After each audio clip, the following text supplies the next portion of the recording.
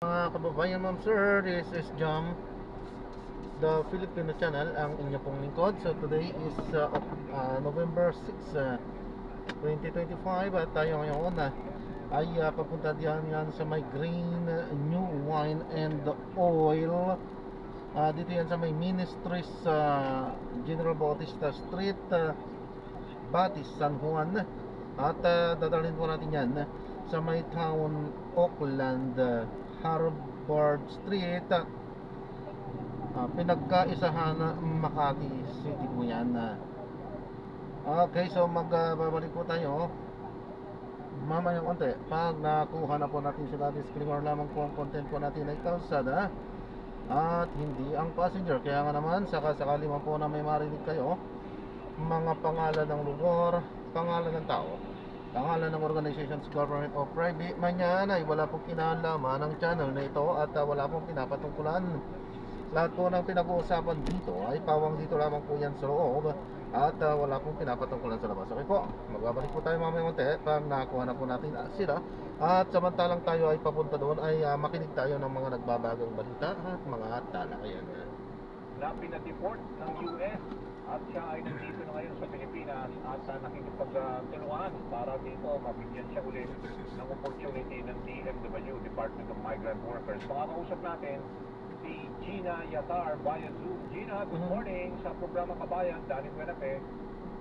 Good morning po, Sir Danny. Okay, maraming salamat, Gina. So, binigyan na ako ng advice dito. Tama ba, June, ay nandoon ka sa isang expedition ship dyan sa Detroit, o Viking of Atlantis, yung pangalan ng barko, at naka-duty ka. At legit naman yata yung mga papeles mo. Pero bakit ka napadeport, pabalik ng Pilipinas? May lang, ikwento mo, Gina. Umakyat po yung CBP sa amin noong June 20 po sa Detroit, USA po. So, nag-conduct po sila ng random check. So, nakasama po yung pangalan ko po doon sa random check. So, bilang isang security po, every time na mag-random check, ako po talaga nag-assist. So, nung time na yun, nagulat po ako, nakasama po yung pangalan ko. At sinabihan nila ako na mag-check nga ng kabina ko. Naghalungkat sila doon, kinuha yung cellphone ko. At tapos in-advise nila ako na ibaba ko na lahat, mag-impake na ako, magdaling ko na lahat ng mga gamit ko. At bababa na ako ng barko, di-interviewin lang daw nila ako doon sa opisina ng ng CBP, Custom Border Protection, at ibabalik din daw nila ako. Nung sumama ako sa pilitan at tinatanong ko sa kanila kung ano yung mga violation ko, ano yung nagawa ko, may nakita ba kayo sa kabina ko o sa cellphone ko, wala silang maisagot. Interviewin lang daw ako doon at ibabalik din. Hanggang sa alas 2 na po ng hapon, umalis na po yung barko. Naiwan na po kami siyang na crew na pinababa nila doon. Dalawang kaming babae at Ma'am Maria, ano po? 7 lalaki. Siyam kayo, siyam. So, Dali siyam kayo, dalawang babae, 7 lalaki. Tama? opo. Opo. Lahat kayo Pilipino? Yung isang kasama namin na babae, taga-Syria po siya. Tapos yung isa naman, taga-India. Tapos 7 po kami lahat na Pinoy na in-interrogate nila doon sa opisina nila. Tinawanan nila kami ng fingerprint, tapos pinicturan. Tapos kada mag-interview sila sa amin, so pagbalik nila may pinapapirmahan na sila sa amin. Tapos hinihiling ko sa kanila na pwede ba tumawag sa Embahada ng Pilipinas para alam nila kung anong nangyayari sa amin. Hindi po nila ako napagbigyan. At pinipilit po nila ako pirmahan yung mga papel na in-interview nila na ang sagot ko naman lagi no. Hindi lang po isang beses, maraming beses po pabalik-balik sila sa akin. Tapos tatawagin nila ako, dadalhin nila ako sa isang room, interviewin nila ako, ang sagot ko lagi no. Ang sabi ko sa kanila, hindi ko pipirmahan yan kasi hindi ko naman naintindihan yan. Tatawag mo na ako sa Embahada ng Pilipinas para alam nila na nandito kami kung ano yung ginagawa ninyo sa amin. Ayaw Hindi nila. nila ako pagkakyan. Ayaw nila. So, ibig sabihin, Opo, ayaw nila. para po by way of background lang at mga nakikinig sa atin, ang binabanggit mo na USCBP, ayun po yung United States Customs and Border Patrol, nag-random check, di ba? Doon sa barko ninyo. Yes, sir. Oo, pero ikaw ay isang security, di ba? Yes, sir. Na tripulante, tama ba? Yung ba yung Yes, mo, sir. designation mo? So, ibig sabihin, 7 kayo doon sa shop ng mga Pilipino. Ibig sabihin, gaano katagal ka na as far as naging security dyan? yan at sasabihin mo nga na talaga valid lahat ng mga documents mo, Gina. Tama ba? Yes, sir. May US visa po ako. Pati yung US visa po po, bago nila kami ibalik, ikadena yung kamay namin, nirevoke na po nila yung visa namin. Nakita na lang po namin nung nandun na po kami sa Istanbul Airport. Pero Yung naibalik na po yung mga cellphone namin at saka passport, demands po. ano ba yung visa mo? Working visa? C1D po visa po yun na Okay. pinalakan po mismo ng agency namin pag pupunta kami ng US. So, bali work visa nga yun. Dapat valid, di ba? So, Yes po. anong ibig sabihin? Anong sinabi nila? Bakit anong ground for you to be deported? Ang naalala ko po doon, sir, kada crew kasi binibigyan nila kami ng papel bago nila kami pauwi nung time na yon. Nagre-ready na sila. So, merong papel doon na naisingit doon sa papers ko. Lahat naman kami nabigyan. Kumbaga, ako lang yun may naisingit na papel doon. Aksidente lang. Binasa ko. May picture ako doon. Tapos may mga nakalagay na box doon kung ano yung mga violation mo kung bakit kayo uwi. Ngayon, ang naintindihan ko doon, sir, illegal immigrant ako. Naka-egis doon sa mga box na yon. Tapos, ako ay isang native Filipino, hindi dapat ako nagtatrabaho sa US. So, lumapit ako doon ulit sa mesa nila. Sabi ko, sir, paano nyo nasabi na illegal immigrant ako? Kumpleto yung papeles ko bago ako pumunta dito. May US visa ako kasi bago kami paalisin ng agency namin, kumpleto pa nila sa papers. Ano sabi nila? Ang sabi po, Anong sabi? Pinakita mo na valid ka, na immigrant. O, opo, ang kinuha nila yung papel sa akin, binawi nila. Sabi nila sa akin, "Ay, hindi to kasama, record namin to, ito lang sa'yo." Sabi ko, ano nga po ibig sabihin nito? Sabi niya sa amin, wala pa rin silang sinabi sa amin, basta pinabalik lang ako sa upuan. pero ano ngayon ngayon, nandito ka na sa Pilipinas, ang tagal na yan, June. Opo. Ano ang nakikipag-coordinate mo sa DMW? Kasi somehow, di ba, parang blacklisted ka ngayon, hindi ka na makabiyahe ba? Yes, sir, kasi wala po kaming US visa kasi lahat ng mga agency dito sa Pilipinas, kapag nag-apply kami, nire-require nila kami ng US visa. So kapag makita nila na revoke yung visa namin, hindi nila kami tinatanggap. Kaya nga, so malaking problema kung na-revoke ang US visa mo. Ay, anong plano mo ngayon? Anong panawagan mo sa, let's say, kung nakikinig ka ng DMW ngayon? Opo, yung BMW po at DFA, number 1 po sa DFA na sana matulungan po nila kami ma-reappeal yung US visa namin. Kasi doon lang po nakasalala yung trabaho namin. Lahat ng mga sipera, kung wala kaming US visa hindi po kami makakaalis o makakapag-apply. Yun lang po inihiling namin ang sa BMW. Sana naman po mabigyan po nila kami ng suporta na lahat ng mga sipera ay bigyan po nila kami ng trabaho. Sana i-priority nila kami kasi marami na po kaming sipera na pinapabalik ng US po. Hindi lang po ako. Hanggang ngayon po, noong November 1, meron na naman pong tatlo na pinababa po, bago lang. Ano ba? So, ibig sabihin with valid visa, pinababalik at walang maliwanag na rason, di ba? Ngayon, so wala kang datos na siguro meron dyan ang datos ng DMW kung ilan na yung lahat kayo, yung batch nyo na yun, yung 7 kayo, lahat na-revoke ko ang US visa nyo, Gina, tama? Yes po, lahat po kami. I see. At yung iba naman, sir, idadagdag ko lang po, sir, may mga kasama po ako na nagpapakasyon lang dito, sir, sa Pilipinas. Hindi pa, aalis pa lang, nandito pa lang sa Pilipinas, may nag-email na sa kanila sa US Embassy na revoke na yung visa nila. Hindi na sila nakaalis. Tapos nag-report sila sa agency nila, pinabayaan na rin po sila. Inuutosan pa sila pumunta ng US Embassy para i-revoke daw yung tatakan yung visa nila. Meron pa bang gano'n na may mga nakakaalis mo ulit after ma-revoke? Wala, no, for now. Wala na po. Wala na po. Inaharang na po nila. Kaya nga, so ano ang mga ibang options mo? In the meantime, may pamilya ka, di ba, Gina? Nandito sa Pilipinas. So, meron ba na nabibigay na let's say, Meron po naman na ibigay yung BMW sa akin na action band, 50,000. So, siyempre naman po, sa ilang buwan ko na dito, mga ilang araw, linggo lang po, naubos na po yun sa dami ng bayarin. Ang hihingil ko lang po, sana po, i-priority kami ng DMW o bigyan kami pansin ng Pangulong Bongbong Marcos na sana po kami humingi ng tulong mga seafarer na mga pinauwi. Sana po tulungan po rin kami na pati po yung mga naka-onboard na makipagtulungan po sila na itigil na po yung pagpapauwi ng mga seafarer galing US po. Sige, Gina, pinipilit rin namin makuha ang panig naman ni DMW Secretary Hans Cagdag, pero siguro baka mamaya kung sa ibang programa ay kakausap natin. Pero ingat ka, Gina, at sana ay maayos yan yung problema nyo, yan mga seafarer. Salamat, Gina, sa oras. Salamat din po. Okay, yan ho si Gina Yatag via Zoom, isang seafarer ho na napadeport mula dyan sa US, nakasakay sa barko dyan sa Detroit. Okay, bigyan daan lang natin ang isang report. Ito yung follow-up po dahil nagdeklara na ho ang Presidente Marcos Jr. ng National State of Calamity sa buong bansa. Yan ho ang latest. So ito, pakinggan natin ang report mula kay Marlene Padierno. Marlene.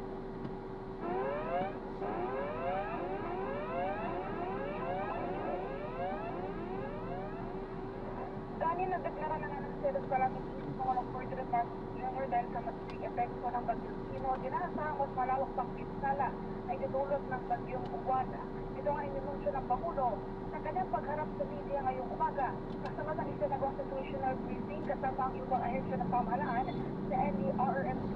Sabi ng Pangulo, ito yung sinekomenda o inaprubahan niya yung rekomendasyon ng NDRRMC. Kasunod niya na nakita na ng malawak ang epekto ng bagyong Sino at mas malaking epekto pa ng posibleng ipinsala ng bagyong Uwan.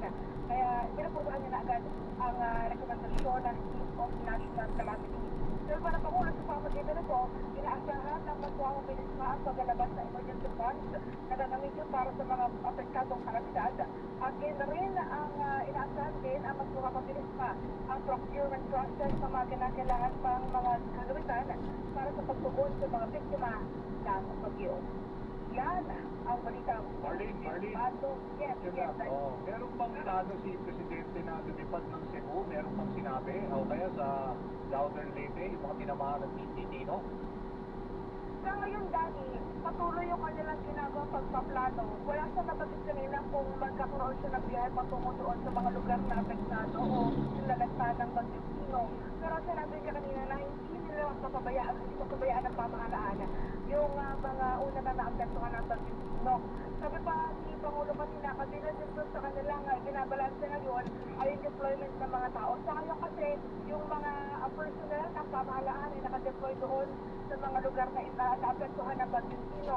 So binabalanse nila ngayon kung paano nagiging deployment sa mga lugar na inaasasatamaan naman ng bagyong Uwan na hindi naapektuhan ang pagtugon doon sa mga apektado ng bagyong Sino. So for now, kasi di ba malaki yung anticipation dito sa malapit na sinasabi nga nila, super typhoon itong Uwan, no? So yung deployment, kasi importante rin, nakikita natin yung grabing putik, di ba Marlene, na talagang paglilinis na ginagawa.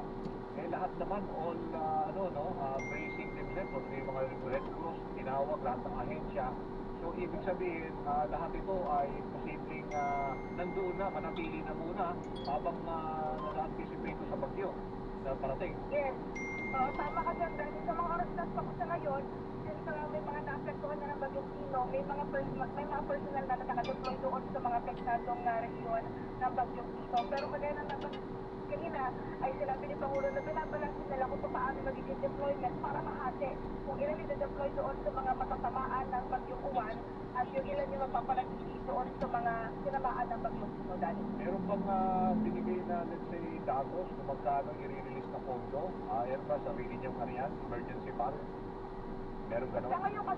Sa ngayon, Dani, doon sa naging pahayag ni Pangulong Marcos kanina, wala pa siyang ibinigay na datos o kung magkano yung ilalaang pondo para dito sa mga apektado ng bagyo. Pero ang sabi lang ng Pangulo ay makapabilis talaga yung paglalabas ng pondo, lalo na sa nakadeklara na ngayon yung Chief of National Calamity, Dani. Ako, maraming salamat. Sige, nakatabay lang kami dito. Marlene, maraming salamat sa report. Thank you. Yan ho si Marlene Padierno, follow-up po dyan sa National State of Calamity na idineklara ni Pangulong Marcos. Bastang may nangyari, nakareport agad sa CNN.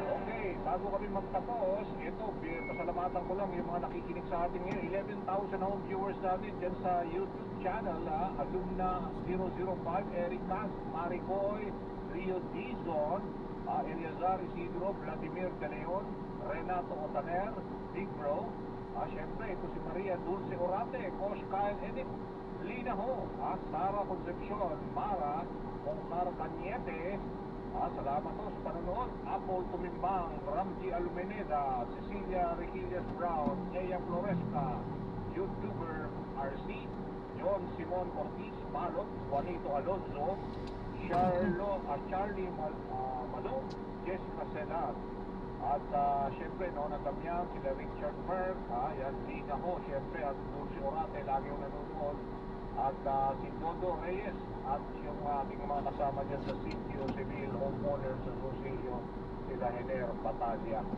Okay, maraming salamat. Yan na naman ho ang isang makabuluhang programa dito ho sa Kabayan. Ingat po tayo dahil meron rin magparating na bagyo. Itong uwan. So at least wag po masyado tayong naglalabas. Lalo na at marami pa rin sakit na kumakalat po. Okay, ako po si Danny Buenavez sa programa Kabayan.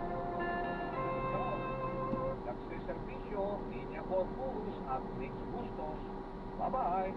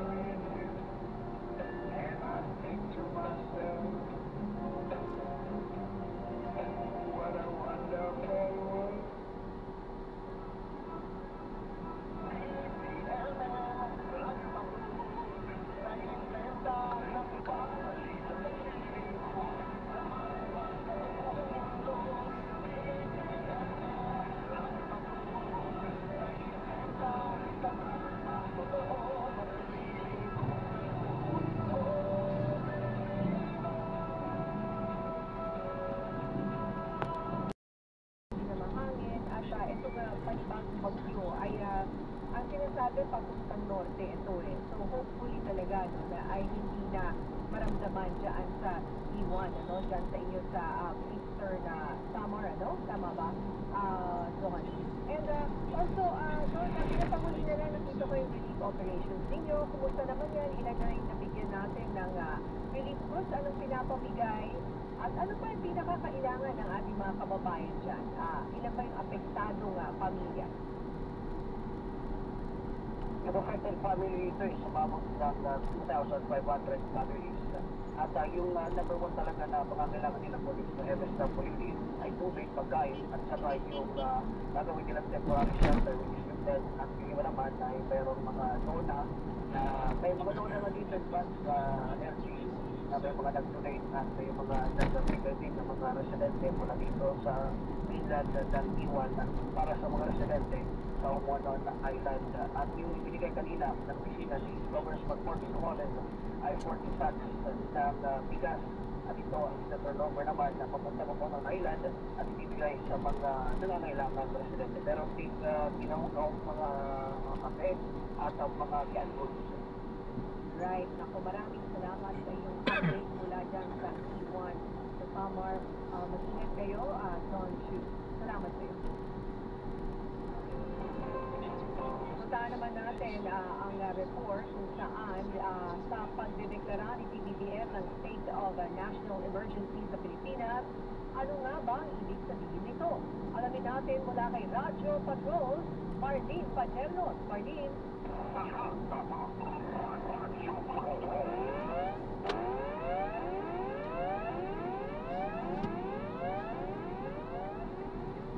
Niya ayon kay Pangulong Ferdinand Marcos Jr. ang pagdeklara ng state of national calamity sa bansa ay magbibigay ng mas mabilis na paglalabas ng emergency funds mula ng Union para doon sa mga apektado ng mga kalamidad. Ngayon din yung mas mabilis na procurement na sa at doon sa kinakailangan ng kapital para tugunan yung mga biktima ng bagyo. Sa ngayon kasi, kung walang state of national calamity, ay kailangan pa dumaan sa mga proseso. Ito nga mga kailangan bigyan ng pamahalaan para sa pagtugunan na doon sa mga apektado ng bagyo. Pero sabi ni Pangulong Marcos kanina, since meron nang umiiral ng state of national calamity, inaasahan ng sa Minister of Procurement para magpapagdalisin yung pagdating ng tulong doon sa mga apektado ng individual. Itong mission na Chief of National Calamity ay kasunod yan ang pag-aproba ng Pangulo sa rekomendasyon ng LTRMC. Kanina sa ginalap niya sa situational briefing sa Campo Aguinaldo kung saan nga nagpulong-pulong yung iba't-ibang ahensya ng pamahalaan kasama na lang dala DSP Secretary Gilbert Siloro Jr. at PILG Secretary John Edwin at upang mga opisyal ng pamahalaan para pagpulungan yung mga naging epekto ng bagyong Pino sa malaking bahagi ng bansa. Gawin na rin yung mga inaasahang magiging epekto at paghahanda sa parating ng bagyong Uwan yung naman malapit na sa bansa. Yeah. Right, maraming salamat, Marlene Pageno. Sige mo pa kami ng konting explanation dyan. Kasi usually, nag-declare ng state of calamity, di ba? Pero ito, state of national emergency. Kapag kinailangan pa ng national emergency at hindi na lang gawing state of calamity. Actually, ang pinagin ni Pangulong Marcos kanina niya, ang pagkakabanggit niya, national calamity yung inapurbahan niya, yun yung inarekomenda ng LTRMC. Ngayon, ibig sabihin, dinideklara ng Pangulo na nasa ilalim na ng state of national calamity yung Pilipinas dahil nga doon sa malaking epekto o malaking pinsala na tinamo ng malaking bahagi ng bansa dahil sa bagyong Pino. Gawin na rin yung inaasahan pa magiging pinsala na sinulot naman ng bagyong Uwan. Sabi ng Pangulo, nasa higit na or aabot na sa 10 ng mga rehiyon ng Pilipinas ang apektado ng bagyo. Kaya kailangan na raw na magkaroon ng mas mabilisan pang paghahati ng tulong. At ito nga ang pagdedeklara ng state of national calamity ay nakasama ang tulong din para mas mapabilis yung pagbibigay ng tulong at pagtugon doon sa mga nangangailangan na apektado nitong mga bagyo sa Pilipinas. Naku, maraming salamat, Marlene Pageno. Yeah, let's be clear about it. National state of calamity. Hindi po emergency. Iba po yun, National state of calamity ang Pilipinas. Maraming salamat for your service, Marlene Pageno. Sinat ka.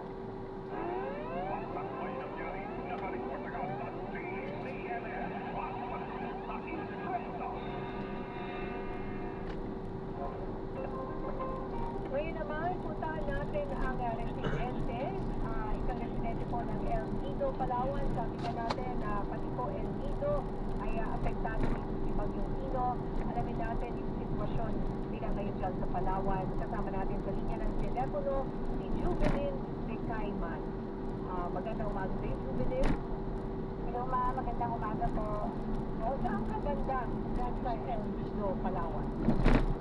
Dito po ako sa mismong bayan po, sa Barangay Maligaya po. Okay. Sa mismong El Nido po talaga. Oo, so okay. Kumusta yung nangyari sa inyo dyan noong nagdagdagan ng Bagyong Pino? Ako ma, matinding trauma po yung naramdaman po talaga namin dito. Lalo na po, minsan lang po talaga kami makaranas ng ganong klase kalakas po na hangin or yung bagyo po na nagalasa dito sa amin. Sali ma'am, Ma'am Jubilin Mix po ito. So ano po ang inyong na-experience sa inyong pong tahanan, sa inyong pong trabaho? Marami po bang nasira? May mga nagliparan po ba? Ako po sir, yung maranasan po namin yung mga time na po nung nakita po sa video, yung kaharap po namin yung nakukunan ko po ng video is yung mga puno po, halos mabubuwal na po. Tapos yung kaharap po namin motorbike rental po dito, yung kalahati po ng bubong nila is nagpuklap po talaga. Tapos actually, nung sa video ko po kasi nandito po ako nung sa stock house namin, yung bubong po ng warehouse namin, may mga ilan din po sa tumuklap. Tapos yung puno po namin sa likod, naputol po siya, putol-putol po ng hangin at sobrang lakas po ng hangin.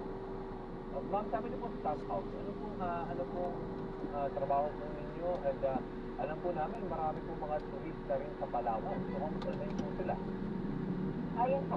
Actually, nung time po na yun, is wala po talagang tour na nangyari. Tapos, naabisuhan na din po lahat na bawal po yung ganun munang aktibidad ng El Nido.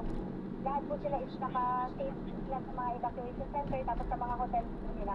Safe naman po sila doon sa mga hotel po. Wala naman pong mga may nabalitang lasakhan po nung nalalasan po yung bagyong Sino dito. Oo, so kumbaga sarado yung mga public Yes po. establishments ninyo, di ba? Marami kasi yung restaurant, yung mga club, bars, di ba? Around the Opo, area, but sarado yung po. shop, also lahat yan sarado. Sarado. Pero Yes po. nasa hotel naman yung mga sabi mo, yung mga turista or nasa kanilang mga kung saan man sila, nakastay, no? May Ako, pagkain yes. naman, may sapat na tubig. Opo ma'am. Actually, nung mga time po na yun, talagang pinag-preparean po talaga din ng mga taga-municipality ng El Nido po yung kananarasa po ng bagyong Sino po. Wala naman pong nabalita na may mga turista po na disgrasya, wala naman pong ganun. Kasi sarado po talaga sila. Tapos yung ibang mga hotel po dito, yung isa po sa mga hotel is tumatanggap din po sila ng mga evacuees. Okay. Yung Forest of the Forest, tumanggap din po sila. Oh, that's nice. Pero ma'am, sa inyo po at sa inyong komunidad, mga locals po dyan, kamusta naman po? May kailangan po ba kayong tulong? O talagang yung urgent po na need para po sa inyo? Dito po sa El Nido, may mga barangay po talaga na nangangailangan ng tulong. Yung sa part po talaga na mismong parang pinaglandfulan po ng bagyong Sino. Sa dulo po ng part ng El Nido, sa ibang barangay po, meron po talaga sila kasi karamihan din po doon is yung mga bahay po wasak, lalo na po yung mga sa mga tabing dagat. May mga hayop din pong mga na ano din po ng bagyo. Opo. May Pero yung baha dito po po ba? sa May mataas ng baha, pagbaha? dito po wala naman po. Sa dito sa dito wala naman. Yung konting baha lang po. Pero kaya naman pong tawirin ng tao. Pero yung hangin talaga, no? Yung nakasira. Hangin po talaga, yung sobrang lakas dito. Opo. Hangin, yung dami ng ulan, would you say normal sa mga nagdaang bagyo? Yung buhos ng ulan? Yung ulan po dito hindi po masyadong malakas nung time po na